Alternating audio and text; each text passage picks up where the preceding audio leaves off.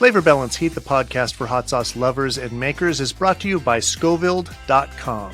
Try Scoville.com's hot sauce subscription box, where you pick the heat, flavor, and food pairings you want in your box. Get 1 or 3 bottles delivered to your door each month. Choose your heat level, flavor profile, and food pairings. And it's completely customizable each month. You no longer have to worry about getting sauces you don't like or won't use. Scoville.com specially curates each month's box based on your personal preferences. And best of all, High Desert Sauce Co., Butterfly Bakery of Vermont, and Irish Spike's unique hot sauces are all available at Scoville.com.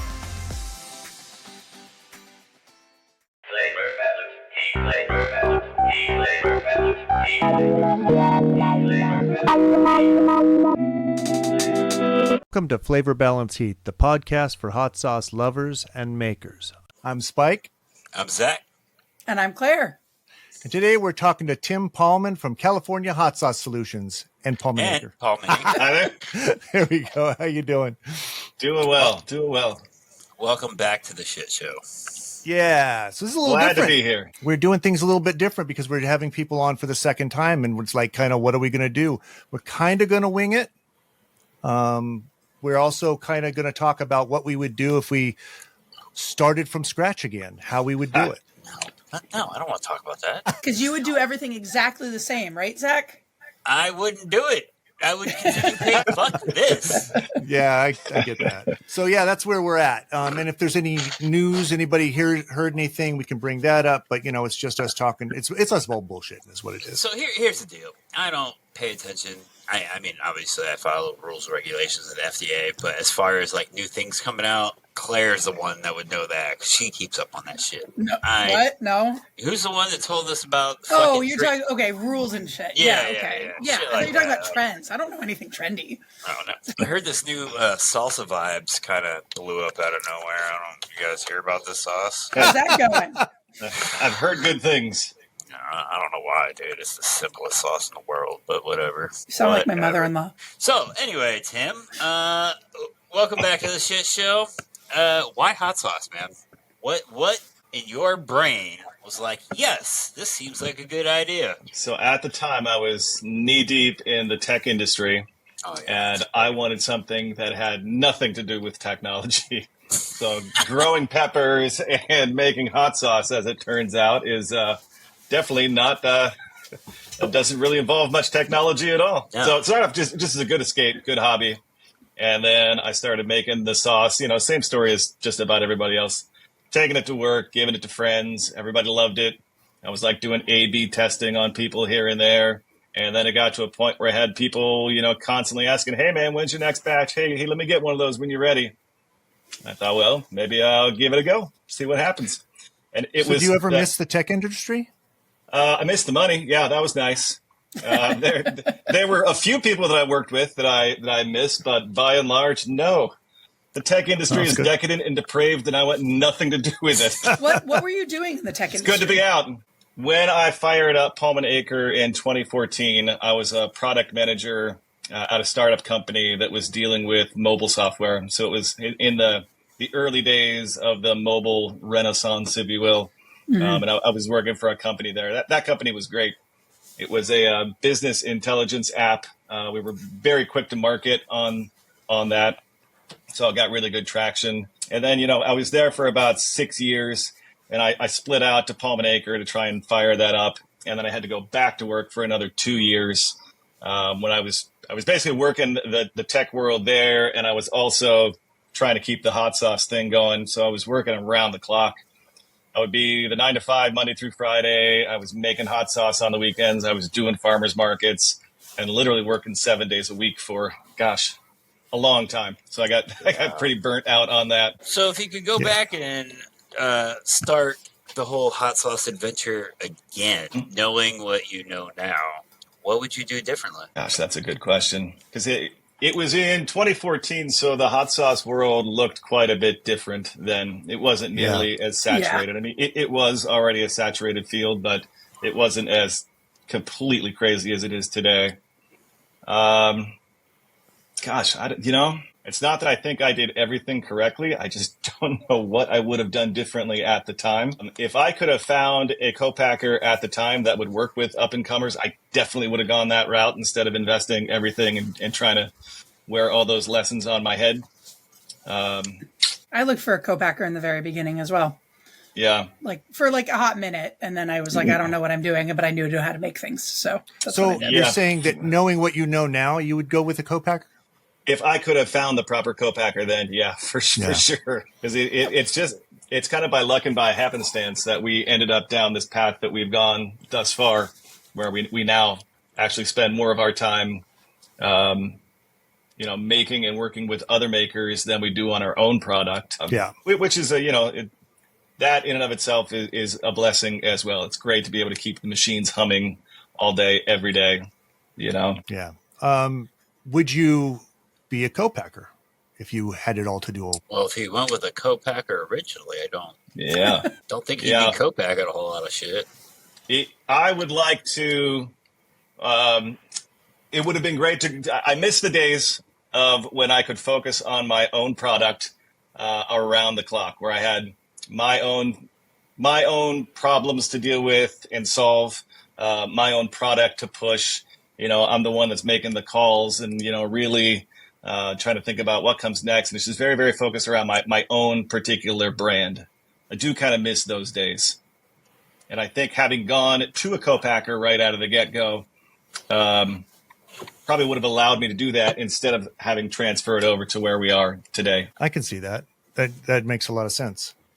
I mean, I don't know what I'd do with the other time that I would have, but something I'm sure. Feel it. What do you mean other time? You have other time? Well, there's the time in the production schedule. That's that's the thing that I find I've thought about, and if any of my clients are listening to me right now, don't worry, I'm not going to stop being a co-packer, but I've definitely thought about not being a co-packer. Like our sauce is the easiest sauce to make. It's the sauce we enjoy making the most, but there's no way we would have a 200-gallon kettle if we were only making our sauce. And there's no way we would have the equipment we have. And I don't know, I feel like it gives us capacity for our own production. But for sure. Gosh, if we could just be making our own sauce all day, every day, it would be so great. There's a lot of extra, I'm going to say the word burden, but it's not necessarily burden, but there's a lot of extra weight that goes on your shoulders when you're cooking for someone else. Because if I'm making my product and I mess it up, that's my problem. I deal with it. I suck it up.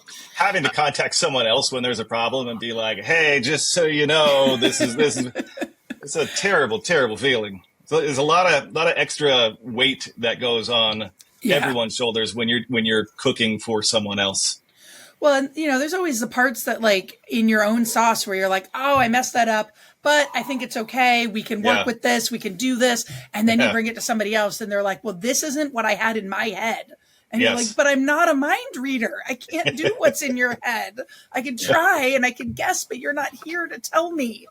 Yeah. We kind of have this philosophy that when we're working on our own stuff that, hey, it's a little bit of art. Nothing's ever the exact same way twice. And we love that. We relish in that. We, really kind of love those nuances when they pop up. But there are a lot of customers that don't want any nuances whatsoever. We want it the exact same today as it was yesterday, as it was last week, and as it was last year.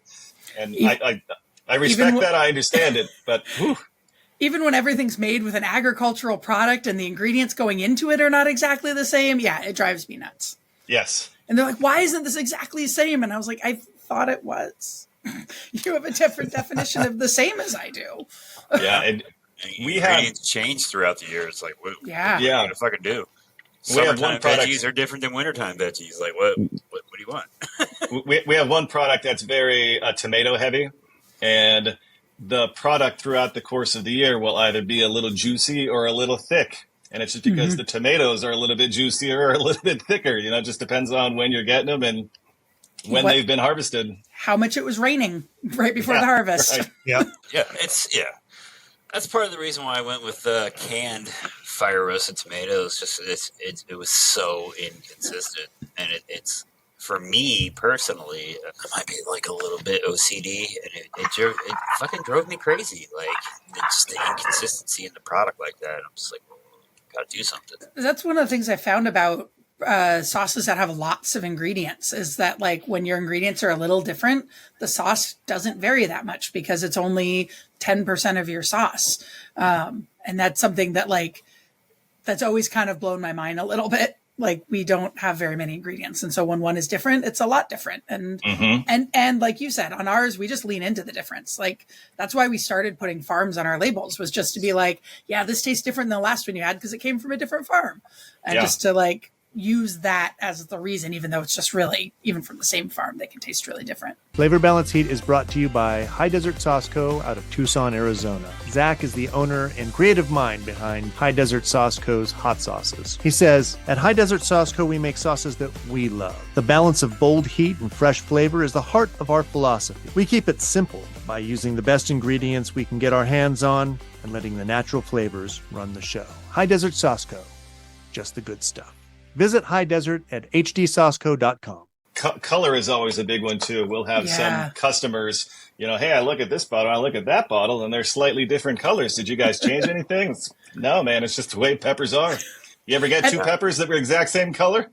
And no buyer no buyer or like customer, like food end customer is going to hold two bottles up next to each other and be like, these are slightly different. Never gonna. That's not. I've seen it. I've seen it in the For Love of Hot Sauce. Like, same batch number. What the fuck? And I'm like, well, if it's one sits in the kettle longer, if this is like the beginning of the fill and this is the end of the fill, it just what are you gonna do? Yeah, well, that's like when you have some that are in the same batch, some bottles hotter than others, and it's like people don't understand that. Well, it settled, you know, and so some of the peppers were down further. It happens. Well, and like our main bottling kettle is self-stirring, but we have two non-self-stirring kettles that we use occasionally. And like when our crew was newer, they were just not used to stirring as often as they needed to stir. They were like, oh, we stir it every 15 minutes. I'm like, no, it doesn't stir itself. And it settles and then they're different and it doesn't work. I gotta stir my kettle every time I pull product out to fill my hopper. Right. Like, yeah, exactly. That's what it is. And what's the other little nuance? Oh, the draw valve. If you don't like clear the draw valve of like, the vinegar, like you get a run of like super thin shit. Yeah. Well, or like when somebody's like, that they're like afraid of it because it's going to come like rushing out, and so they just open it a little bit.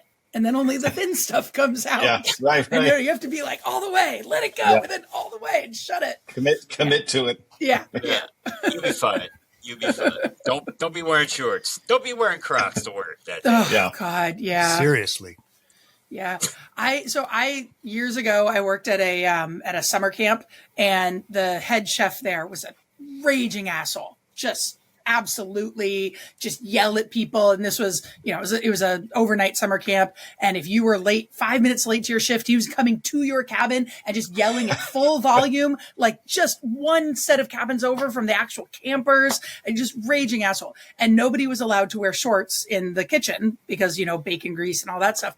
But he would wear shorts. Nobody else was allowed to. What? Guess who spilled bacon grease all down his front? Oh. Yeah. And I just always think of that when you think about, what attire one wears in the kitchen. Yes. Yeah. I used to wear a chef's coat and a shorts. I used to work farm work when I was growing up. And the way that you bale hay is it doesn't matter how hot it is outside. You've got to have the full, pants, and you got to have the long shirt on. And because if you don't, the hay just chews up your arms. So I kind of take that same approach in the kitchen. I don't care how hot it is. I'm wearing pants and, steel-toed shoes and the whole works. I had a friend who spilled hot oil on himself and his pants welded to his skin. Yeah. And so we actually do allow shorts, but we don't allow open-toed shoes or sandals or anything like that. Yeah. That was the Croc thing was a shout out to Fredo. He lives in our memory. Yeah. My advisor was originally a beer maker, and he knew a woman who had tucked her pants into her boots, her brewer's boots, and the hot wort poured into her boots. Oh. Yeah. So that's why you don't tuck your pants into your boots. Keep your pants on the outside of your boots. Wow. Yeah. Anyway. Horror stories. Ooh, We I got are. a good one. We've never I got done a one good on for you. these. Yeah, right. I had an employee who dropped, the Waring immersion blender, how it detaches. It detached and it started to fall in, and he reached in for it. No, good Lord. And he was wearing a glove, and it went into his glove and just burnt the inside of his hand and held it right there. Oh, Yeah, don't do that. For anybody listening, yeah. Nothing is worth it. Let it go. Gosh. Yeah. I admire where his head is. You don't want to waste any equipment, but Right? man. I'm so grateful for my kitchen reflexes. Things fall, and I go, whoop. Yeah, right. Jump back. Right? Yeah. We had a really strange one time that is, is partially horrible and partially hilarious. We had someone that was moving a Cambro full of ghost pepper sauce, and it wasn't scalding, it wasn't crazy hot. It was, early on in the production, but it was full of ghost pepper. And as they're moving that, my business partner Jay was kind of bent over and doing something down on the ground, sealing the tables or whatever. And as he turned around, oh shit, Jay's there, and the momentum of the ghost sauce went over the lip and right down and hit Jay right on the ass crack and went just right Ghost down butt. there. Ghost butt. It's skipping the entire internal process. And I was out running errands or something, and I remember getting the phone call from Jay, and he's like, "Man, you're not going to believe this! I just got ghost pepper poured down my ass crack. Oh my god, you got ghost pepper in your ass!" Wow, That's amazing. I love it. Luckily, that has not happened again. I like the first time we filled up our kettle, and Viv, my lead at the time. Do you remember this, Zach? I think I sent you a picture. Yeah. They went to unscrew, and pull it, and they didn't know that you just pull it out and pop it in. And so they pulled it out, and it started pouring, and it's filling the bucket. And I stood back and I was like, okay, I'm going to watch this and just let them try and figure it out. And it didn't register. And finally I just walked over, it poured over the bucket onto the floor, and I just walked over and went boom. But it was worth it. It seems like that was a waste, and it was a big mess. But since then, every time they're training somebody, they show them that and make sure that they don't do it. So it's it was worth it. Yeah. I mean, shit, dude. Even now, sometimes the threads on my draw valve sometimes don't want to catch when I'm screwing it back in. The bucket's getting full. I'm like, fuck. Well, we have a smoker, and for a while we couldn't get small enough. We use chunks in our smoker, and we couldn't get small enough chunks, so we would get a larger chunk and use a little hatchet to cut them down. And we had one employee who thought it would be a really great idea to hold that chunk of wood in their hand. Oh, as they were hitting the hatchet? As they were chopping it. Oh my God. And then, and so he just split his thumb, just right down the middle. Fortunately, it is the most healable part of the human body. A second only to the tongue or something. But spurting blood everywhere. Oof. And his first thought was to run to me. And my building is 16,000 square feet, and it's super long and narrow, and he was all the way at one end, and I was all the way at the other end. Breadcrumbs the whole way through. I have no trouble with blood at all, but oh my God, did he have to leave so much of it behind? Yeah. I don't have any kitchen stories like that, but I do have a paint story of a dumbass. Power washing. I was like, hey, give me a wet rag. Doesn't this motherfucker grab a rag in his hand and was getting ready to pull the trigger on a fucking 3,500 PSI pressure washer? I stopped it. But I'm like, are you fucking dumb? He's like, what do you mean? I'm like, yeah, that could have been very, very bad. Yeah. Oh, man. Wow. That would cut him right open. He didn't work there anymore. I remember my plumber telling me that that he worked on some high some really high pressure steam lines, and our steam lines are hot, but they're not, they're 40 PSI. But he had worked on some really high pressure ones. And one of the places he worked, there was a guy who was too close when something went off, and it cut off his arm. Oh man. Yeah. Ugh. I was like, oh, respect the steam line. Yeah. Yes. Well, I know somebody who put their hand in they went into a fryer and they welded they were doing the live long and prosper forever. Oh. Well, I mean, they took it apart, but Oh, That happened at a burger joint that Danny used to work at. Like, it was super busy, and they didn't have mats on the floors, and dudes was like running over to the fryer and slipped and went elbow deep, dude. Yeah. I mean, at least boiling sauce is not that hot. Yeah. Like, Fucking fryer. It's hot. It's bad, but it's not that bad. Oil like that is terrifying. It really is. I'm Claire George. I own Butterfly Bakery of Vermont. We make hot sauce, mustard, cookies, and granola, and 100% of our products are made with Vermont ingredients. The thing that I hear most often from people is that my hot sauce tastes like the peppers that are in it. We do really simple recipes that don't get too crazy and nitpicky, just to really accentuate the flavor of the peppers that are in there. The unique thing about our hot sauces is how much we feature the farm and the relationship with the farm and really bring the terroir of Vermont to our hot sauces. I am pretty sure I am the #1 purchaser of Vermont-grown chili peppers. I would love it if there would be a legitimate pepper market in Vermont where people would know Vermont for its peppers. We're all better for supporting each other.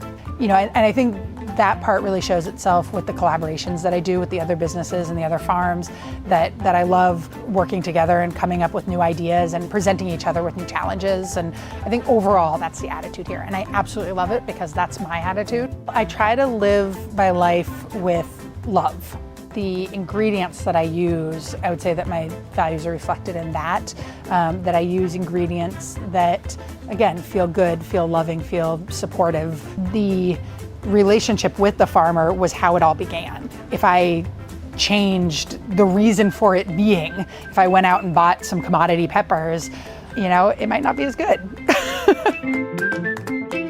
You can find Butterfly Bakery of Vermont hot sauce, mustard, granola, and cookies at butterflybakeryvt.com. Shortly after we got our kettles, making Ghost of Saffron that has a little bit of avocado oil in it. And I was like temping it without a glove on or something. And that shit just went boop, all in my hand. It was like instant blister. I was like, fuck. When I was like in college, I was trying to make candy on a stove, and I don't know what I was thinking, but I've heard so many people tell me that they have done the exact same thing, which is it was so pretty and I just reached out and touched it and it was 310 degrees. Oh God. It ironed off my fingerprint. It came back. Fingerprints do that. Yeah. I put that through a meat slicer. I did the same thing. Yeah. Cleaning it, like we're closed. It was a grocery store. We're closed. Like all the lights are out. All of the other equipment's got bags on it. I'm sitting there cleaning the last slicer. And this dude comes up behind me. He's like, can I get some fucking help? And I was like, boop. I was like, nope. Not now. See ya. I was closing too. I wrapped my finger up, had a big old giant bandage, and just kept on closing. Yep. Yeah. Anyway, back to hot sauce. Yeah, right. Yeah, back to hot sauce. Hot sauce. So I don't even know where to go. Like your what you would do different story is not like where I thought you would go with it. Yeah, where did you think you would go with it? I mean, I thought he would just went about it differently because I don't know. Would you have changed how you do? Oh, go ahead. No, go ahead. Would you have changed how you do your social media? Yeah. I mean, at the time, it was, the one-man show, so I was trying to do everything there. Yeah. But in terms of the launch, I had worked with a good friend of ours who was a branding specialist, and she had helped put everything together prior to the launch. We did a Kickstarter, and we raised quite a bit of money. I think it was in the $20,000 range just to, push it out and get it on the market. Yeah, the first 3 products I had were basically variations of what is our smoked pepper sauce now. So I had a mango and a pineapple and a strawberry version of those. And over the years, I would take the mango and the pineapple and meld it together as the smoked pepper sauce. And I can think of one thing that I would have done differently. I was trying to navigate the rules and the regulations in the state of California, which are complex and difficult to navigate, especially then. And so I was doing a lot of perishable, keep refrigerated on the panel until I was able to get the cannery up and running. And I was I was kind of dragging my heels on that because it seemed so daunting to finally get that underway. And I think I did that for 6 to 8 months, where I was selling it at market with perishable keep refrigerated on the panel, lugging ice chests around just to make sure that I adhered to those requirements. I probably would have gone and gotten that cannery license underway a lot sooner. But there was, I think it was the learning curve and also a bit of the fear of the unknown that kept me from doing that. So I probably would have gone and figured that part out quicker than I did, because that obviously opened up quite a bit of doors. I'm in the middle of doing something a little different. This week, so we have, you guys have heard me talk about, we had been using a couple of artists from Colombia. And I sent some sauce to her and to one of the artists, and her mom took it. I guess she has a little sandwich cart, and she took it to the sandwich cart, and suddenly she has people that want to buy it. Because in Colombia, they don't use very much spice. It's not a country that uses much spice. And so they used it and loved it, and they want a bunch of different sauces now. And so I wasn't going to try and send to Colombia because it's way too expensive. And so I was like, well, I hit up one of our other artists, and I said, do you want to make our sauce? I have some old 5-ounce labels I can send you, and you can use that. They don't have their rules there. Very lax. Yeah. So I'm like, if I tell you what to do and you make sure you do it exactly as that, I'm fine with you selling it there. So they said yes, and that's what we're working on doing. Cool. So I'm actually going through that process with somebody. Yeah, it's kind of wild. Are you getting paid for any of that, or is it just kind of a cool project? Just to, to support an artist that is trying to get by. Cool. Yeah. Very cool. And I mean, it gets our name out there further. It can't hurt. So. Unless they fuck something up and they try, it's true. Someone in Colombia tries suing you because they fucking got someone sick. Good luck. Yeah, we're in the most sue happy country. Most other countries aren't like. They don't do that. Yeah.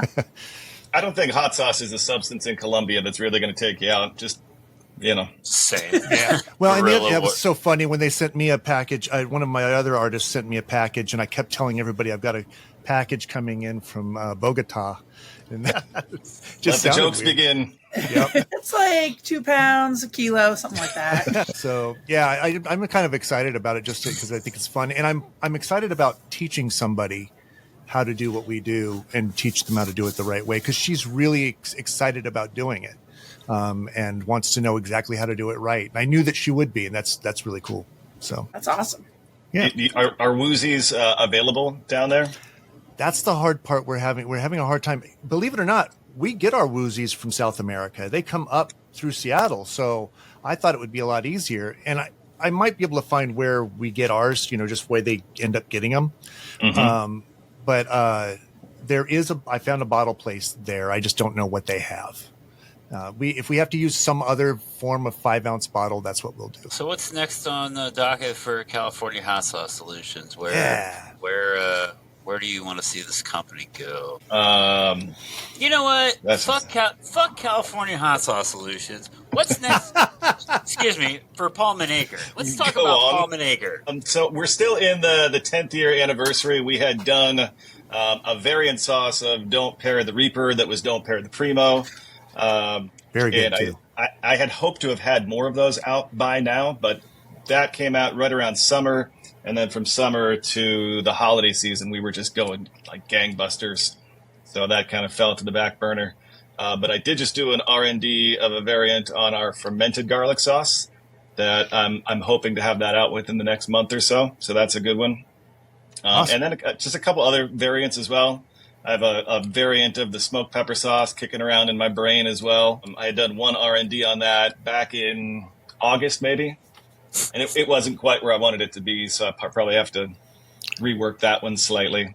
Is it a variant you can? So that's one of my favorite sauces of all time. Is it a variant you can tell us about, or is it something you don't want to get let out there right now? I don't really want to chat that one out yet. But okay. We've done the smoked a peach, which is like a peach variant of that, and we had done the smoked pumpkin sauce, the electric pumpkin, which was a variant of that as well. So it would be a little bit more drastic of a variant than those two were. Those, for the most part, those were just swapping in, fruit for fruit. So instead of using mango and pineapple, I'm swapping in some peaches and some loquat. So it would be a little bit more drastic than that. And I don't want to say too much about it yet, because I don't even know if I'll be able to get it over the finish line, to be honest. Okay. But yeah, I'm going to try. Awesome. We have faith in you. I had, there's an artist that had done a lot of artwork for the Grateful Dead in the latter part of their tenure. So it would have been like the 94, 95 region, almost at the very end. And then he had done artwork for a bunch of the other bands that spun out of the Grateful Dead. And I really like this guy's artwork. And I ended up befriending him over time. And he actually did the birth certificate for my daughter when she was born. Oh, wow. And I had been trying for years and years and years to get him to work with me on some labels. And I really wanted to do that for the 10th anniversary, and try to make that a little bit special. And right at the time that he and I started talking through that, he had health conditions for years, but right about the time that we were just about to make something happen, he passed, which was just a major bummer. Took the wind right out of my sails. I'm sorry to hear that. Very unfortunate. For any of the deadheads out there, it was Michael Everett, who was just a total stand-up dude, amazing art. Can't say enough good things about the guy. And every interaction I ever had with him was just incredible. Really, really solid, good dude. That's awesome. I love working with great artists. It's just, there's something about it. Yeah. We have a local artist I really want to make a label with, and I haven't been able to make it happen yet, but I got to do something. For me, that's a big part of the fun. I've been a poster collector for years and years of old rock posters mainly, and I've always viewed the labels as being little posters. I've had some pretty decent labels over the years that I've worked with different artists that I was pretty proud about. But man, there's so much potential there across the board. I know Hella Hot Sauce had done one with Jimbo Phillips just recently. That was super cool. Well, recently, within the last couple of years. But man, there are so many great rock and roll artists in particular out there right now. It's a bit of they had taken what was happening in the 60s and it's just like exploded now. We used to get LPs and you'd be able to hold it in your hand and look at the record cover, and you flip it over and hold the thing in your hand and look at it. And as we've gotten into the digital music, that's kind of started to fade away. I mean, even when it was cassette, it was shrunk down to here, and CDs were only about there, but there was still something to hold. So I think as we've moved into digital and those physical media have gone away, the explosion of the poster art that's gone with it has been really something to see over the course of the last 20, 30 years. Every band out there has got posters for every show that they do these days. Take a band like Tool, like they have, a poster for every show that they do. It's all really cool artwork. They sell in the secondary market for hundreds of dollars. Kind of nuts. Yeah, we got so we do it. Oh, go ahead. I was just gonna say, have you ever tried to go to a Tool show? As soon as those tickets go on sale, dude, they're fucking sold out like immediately. Yeah. Immediately. And you're talking like $300 for a nosebleed. Yeah, it's insane. Wow, and people pay for it. That's kind of the story of the music industry at large these days for any of the bigger shows. We do the sauce for Skating Polly, and while they were on tour, I was kind of posting for, every time they came up because it would sell more sauce. And one of the artists that did a really great poster, we ended up having them do our Spiked Apple poster or label. Very nice. And they're in a band too, so there's that, and then it's kind of cool. I liked it. It's such a great venue for it. Agree. The poster artists and also tattoo artists are great for labels. God, they're great. For sure. And that's one of my favorite things. Oh, go ahead. I was going to say, should we do a Hot Sauce Show and Tell? Yeah. Real quick, though, I did want to tell Tim, because I think you'd really appreciate it. One of the things I'm doing with artists now, and I've mentioned this a few times on the show already, so I apologize to everybody that's heard it. But I've started doing this thing where I pick my artist before I finish my sauce. I've got an idea what I want to do. Mm-hmm. And I ask them a bunch of questions about their culinary likes and dislikes and things that they prefer. And then I change the sauce based on, and sometimes it's completely changed the sauce to a different sauce, but I change the sauce based on their art and it links them more with the art. And it's making me make different moves things I wouldn't have done at all. It's just amazing. Very cool. It's just how I do it now. They've got to appreciate that as well, right? Oh yeah, it really does. They feel a sense of ownership, and so they are working twice as hard to get it done right. And it's pretty cool. All right, hot sauce show and tell then. Sure. Let me go grab something. Okay. Give me, Is this your first time here, buddy? I thought we were doing something different. It's the second You're time acting around. real fucking brand new, man. Flavor Balance Heat, the podcast for hot sauce lovers and makers, is brought to you by Irish Spike's unique hot sauces and Vandal pepper sauces. I'm Spike, the owner and executive saucier. Our sauces are handmade in the Pacific Northwest using the best possible ingredient. We believe that hot sauce equates to a balance of sensational heat coupled with a robust and complex flavor profile. Live your hottest life with Irish Spikes. Irish Spike's unique hot sauces and Vandal pepper sauces are available at saucecult.com. Hey, before we do the hot sauce show and tell, I kept meaning to ask, are you guys going to do any more things like the barbecue sauce? Because those barbecue sauces are fucking great. Right? Yeah, the South Carolina actually just won 2 Scovies. Nice. All right. We have a spicy ketchup that came along with that. And we're starting to explore some other options along that. That's the hip bone line is what we're calling it, the hip bone barbecue. So there's the 3 barbecue sauces, there's the spicy ketchup, and we're starting to explore some of the other products under that line. That's awesome. Bro. Nice. And I kept pushing Jay to put more heat into those, and he was like, "No, man, I don't want any heat in these. It's just going to be a straight barbecue sauce." And we kind of went back and forth on it, and no heat. There's some heat, but very, very little heat in any of those 3. But they're so good. Yeah, and he was right on that. That's awesome. Nice. All right, what'd you bring? Me? Am I going first? Yeah, Yep. man, you're the guest. Come on. All right. So a couple of months ago, my wife and I went to a comedy club and saw TJ Miller, who, if you watched the show Silicon Valley, he was Erlich. Oh, yeah. Yeah. And he was also in the first 2 Deadpool movies. And in the course of his comedy stand-up routine, he said, "Hey, if you go to the merch booth, make sure you try my hot sauces." And so he had 3 different hot sauces that were up there. So there's the one there. And he even got him to sign it after the gig. And I met him and said, "Hey, man, this is what we do. It's cool to see you got a hot sauce out there."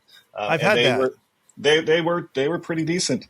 It is, I'm trying to find the manufacturer. I don't know it off the top of my head here. What this is manufactured for or distributed by. And my light is terrible in here. And the light is as bad as my eyes, so I can't even read where it is. Yeah, I've had that. One of our manager at one of the restaurants here in town was at one of his shows and got it for me and brought it to me. It was awesome. Yeah, it was very cool to see. We've had there was another comedian that had reached out to us at one point too, and it never really went anywhere. But that seems to be a trend among the folks that are out there on the road day after day. Not we think about it in terms of music merch. We see that quite a bit, but it seems like in the comedy world that's starting to become a thing as well. So I thought that was cool to see. I brought Funky's Terra Luna. It's a green pepper sauce with lime juice and garlic, and got this at the New York Hot Sauce Expo. And Funky's is a great company and great sauce. Yeah, I like that sauce. Yeah, it's really good. Yeah. I've chatted with him back and forth a bit on Instagram, and he totally seems like he's our people. Yeah. I think both definitely. Jay and Tina both were chatting with him up in Portland as well. But I know I like the guy when he had a sauce called Dark Star. I was in, sold. Go for it. You guys know about this sauce right here? No idea what you're talking about there. I brought some hot graham. Hot graham. Nice. Yeah, nice. Warm up. Looks like a typical green sauce. Vinegar, pineapple, onion, jalapeno, ginger, lemon juice, cilantro. I owe him sauce, and I feel really bad. I dropped the ball on sending it out. He sent me some sauce, and I owe him sauce. So, Graham, I owe you sauce. I'll get it to you. If by the time this is airs, if I haven't given it to you, I'm an even bigger asshole. I will. There we go. What did you bring? I brought Sam Sauce. Yeah, Who's going to be on the podcast again pretty soon here. I saw that. Chimchar. Yeah. Really good stuff. And I think I missed that episode, right? Wasn't I sick or out of town or something? You were that's one of the hanging out in reasons. New York or whatever, being there, having fun, rubbing elbows. I'm going to New York at least 2 more times. 3 more times this year. We've already planned. I am crazy.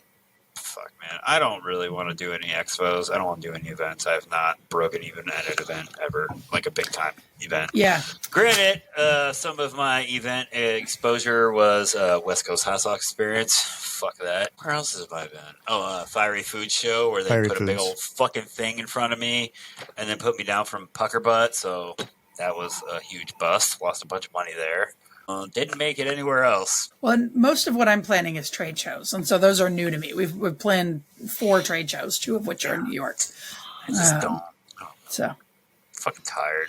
I don't got it in me. Let's go. You know, I think if you'd have done Portland, you would have probably made more. I doubt it, dude. I have to rent a car, okay, or buy a plane ticket, ship my shit, and then rent a car and get it. You know, a place to stay. And I don't do hotels like. Well, I mean, I can tell you. We had 5 of us. Oh, sorry, bud. You're good. Go ahead. Finish. I'm sorry. It's my fault. It's fine.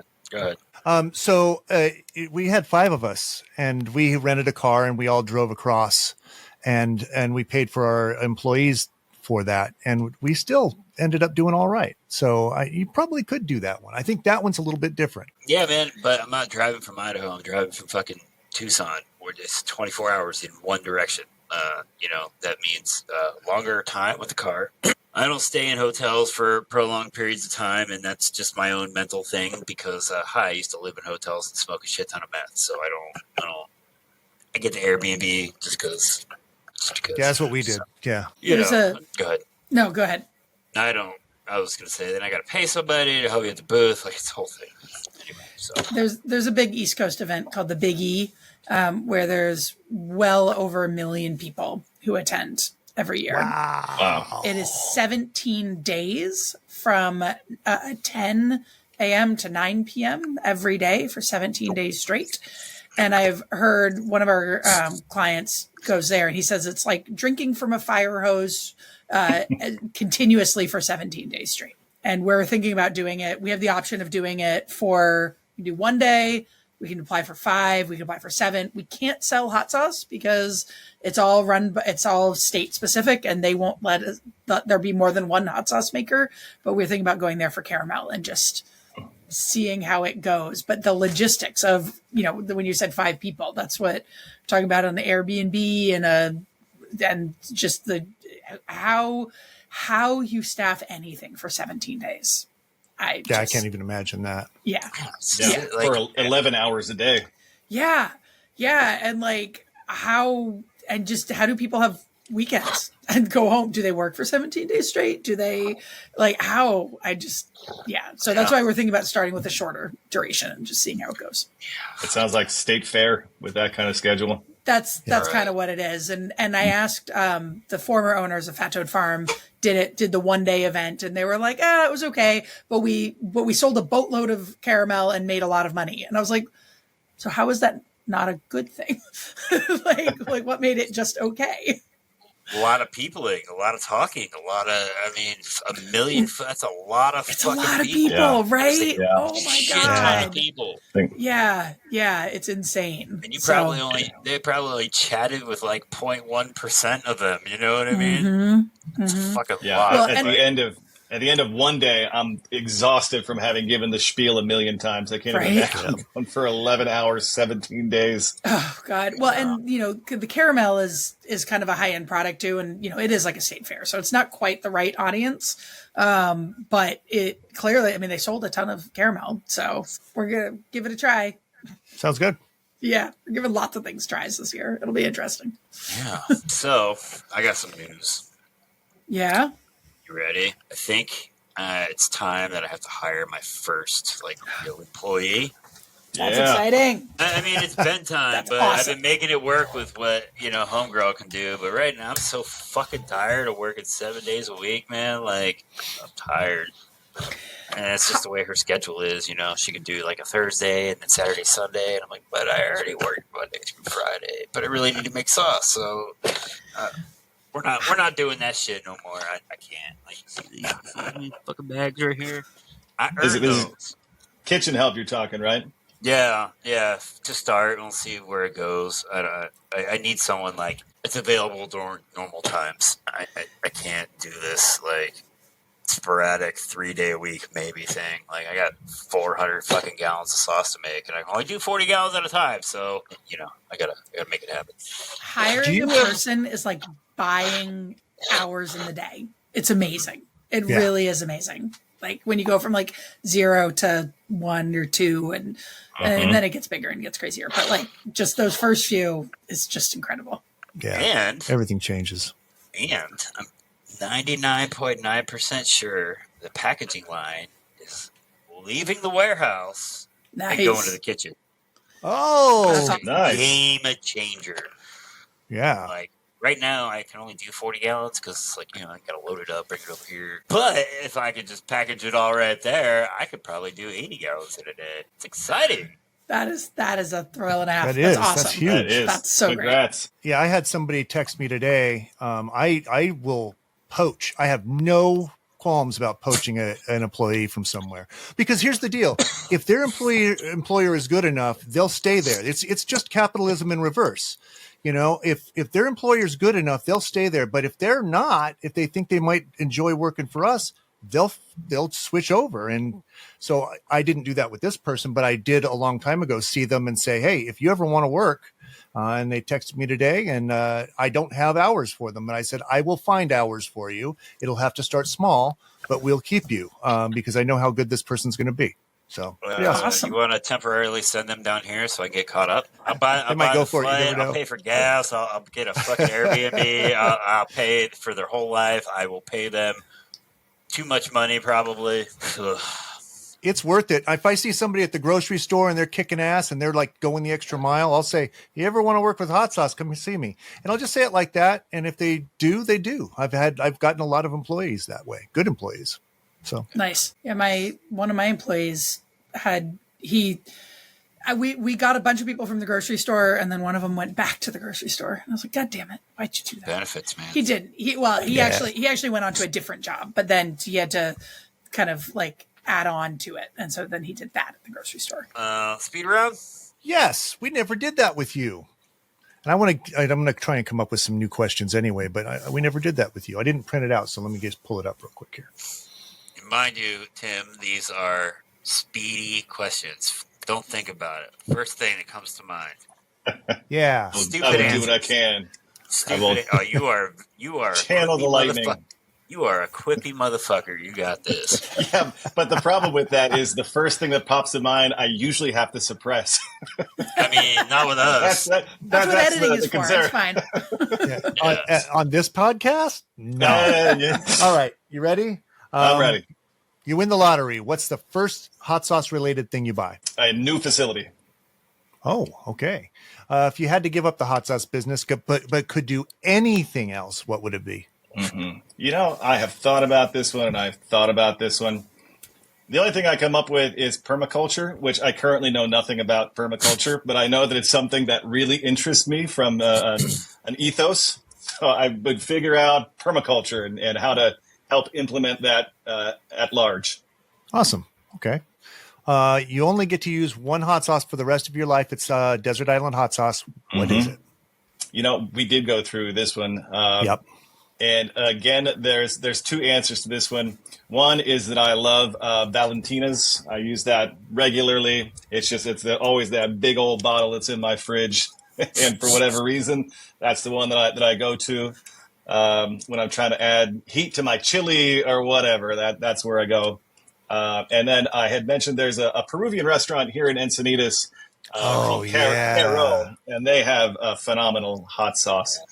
And we actually just ran that product for them again a couple of months ago. Oh, did you? Oh, that's great. It's just a great solid sauce. And they're trying to move it basically out of the restaurant and onto shelves. So I would hope that you're going to start seeing them around the water cooler.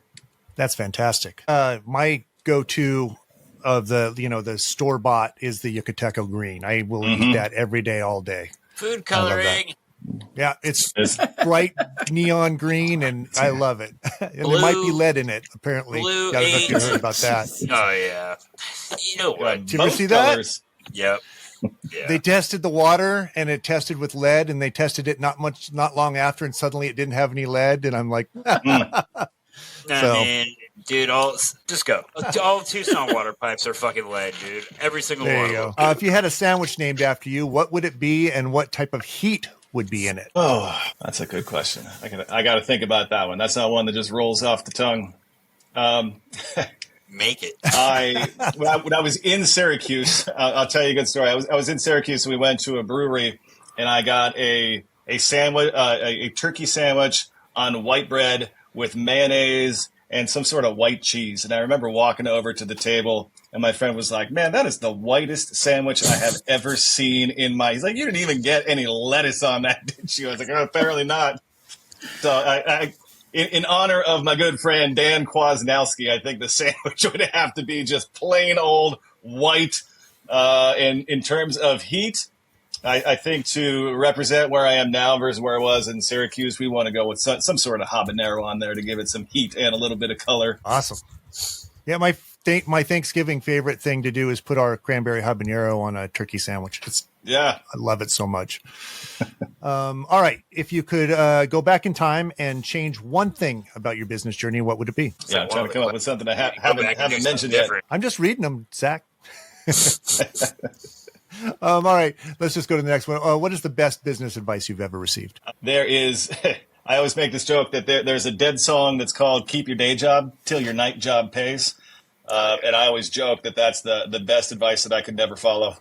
Yep. There you go. Absolutely. Yeah. All right. This is going to be a good one. If you had to fight another hot sauce company owner, who would it be, and would you win? Probably fight Jay from Jay Small Batch. That happens on the regular. Yeah, I'm a lover, not a fighter. I'm not really a fighting kind of guy. Argument? Yeah, I'd probably argument with some people. There you go. I think Zach and I argue on the regular, banter back and forth. Jay and I argue pretty regularly. Matt from Ghost Scream, he and I argue pretty regularly, go back and forth. It's a regular occurrence, but it's always friendly and it's always above board, and we always leave as friends. There you go. All right. I don't know how you feel on your end. That's not mutual. You know that, right? Touche. Just kidding, man. Just kidding. I don't. Yeah. Anyway, If you could collaborate with another hot sauce company, who would it be? That is a good question. I've always been a big fan of Marie Sharp's as well. She's a bit of a legend in the hot sauce world. I think it was probably Marie Sharp's that really got me interested in Scotch bonnets years and years and years ago. So off the top of my head, lightning round, I'd probably go with Marie Sharp's. All right. Awesome. That's not one we've had at all. That's the bottle that got me going right there. Yeah, there you go. Marie Sharp's. There you go. Habanero pepper sauce. If you could, if you had to pare down to only one sauce, but you could, it's not about sales, it's just about whatever you want. Which would it be? It would either be the smoked pepper sauce, because that was the sauce and the style that really launched the business in the first place. That would be option number one, or option number two would be the fermented garlic sauce. I have a special place in my heart for that sauce. Yeah. Either of those two. Both of those are awesome. Let's see. No, that grilled nopales, I think, might beat them both. Oh, that is pretty good. That was the not first bad thing one. I had. The very first thing I had of yours, and I remember it was the La Pistola that I sent you because it had strawberries in it. You don't like strawberries. Oh, you know what? You're right. And that one surprised me because I don't like strawberries, and I was stunned that I liked it. The thing about that, the nopales sauce that always kind of cracks me up is when it's cooking, it smells kind of terrible, because nopales have just a funky smell to it.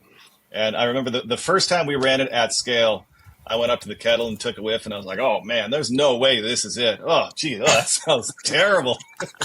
And then once it cooled down and we ate it, we're like, "Oh no, that's it. That's what we were going for. That's perfect."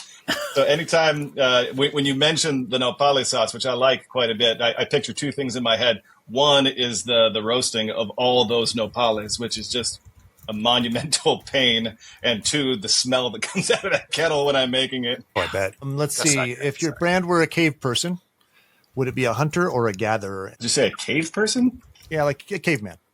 Yeah. Okay. That's a good question. Probably gatherer.